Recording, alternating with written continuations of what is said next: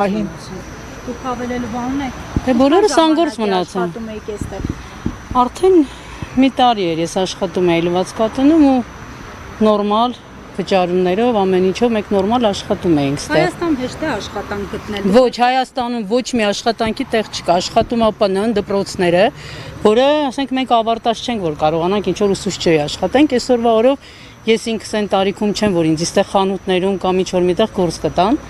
Մոտիկ բնակվում էին, գալիս էին գործի։ Ու շատ գոհ ենք պարոն Ծառուկյանից իր ներդրումների համար։ Եվ ասենք, այդ ես չպետք է ասեմ, ամբողջ Հայաստանում տարբեր տեղեր հենց պարոն Ծառուկյանի բացած աշխատատեղերն են, որ մարդիկ աշխատում են։ Հուսով ենք ցեմենտի գործանիրման մերներ կբացվի շուտ։ Իսկ եթե բացվի, սա ձեր ապրեսիվ։ Դե շատ վատ կլինի, չգիտեմ մենք արդեն ուր պետքա գնանք։ Հո ամեն օր չենք կարա գանք ստեղ ձեզ հրավիրենք, չգիտեմ ուր են գնալու։ Երևի գնանք արդեն ազգային ժողովի մոտ հավաքվենք։ Իհարկե ժամանակ էլ մեր ոստիկանների շնորհիվ երևի ընկնենք հիվանդանոցներ, ընդեղ էլ մեզ չընդունեն, որտեղ որ ենք օրեցօր փոխվում, օպտի գումար վճարենք։ Եվ այդ ձևով հույսով եմ, չգիտեմ մենք ինչ ենք կլնելու, Հայաստանից էլ ուր գնանք, ում տանք Հայաստանը, որ մենք գնանք։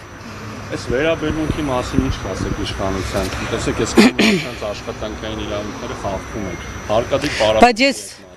ընտրել եմ պարոն Փաշինյանին Սերժից գնալու համար։ Մենք բոլորս հաշվում ենք Մերժի Սերժին։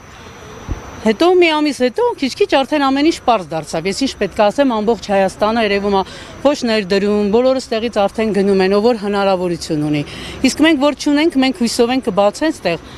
Մենք մեղավոր չենք, որ ընտրությունները կազմակերպվեցին այնց, որ ամեն մարդ ինչ տեսավ, ընտրեց այն մարդուն, ով որ ներդրում է անում իր կյանքի մեջ, իր հարազատների համար։ Ինչ կասեիք Փաշինյանին, որպես իրեն մեկ անգամ հավատացած մարդ։ Ոչինչ ասելու չունեմ, որովհետև արդեն սա քաղաքական է, բոլորդ էլ տեսնում եք Հայաստան ուր է գնում, եթե իհարկե թույլ տանք բոլորս։ Մնացածը չեմ կարող ասել, հույսով եմ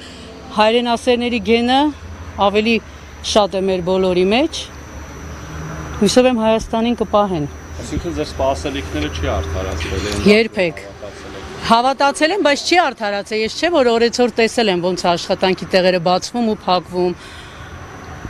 Ասենք նրանով չի որոշվում, որ մանկապարտեզ, ասֆալտ, դպրոց, մենք դպրոցներ ենք ունեցել, մանկապարտեզներ ենք ունեցել, բոլորը վերանորոգվել են։ Բայց ինչ կասեն այն դպրոցները, որ փակվեցին սահմանամերձ գոտում։ Դե արդեն մենք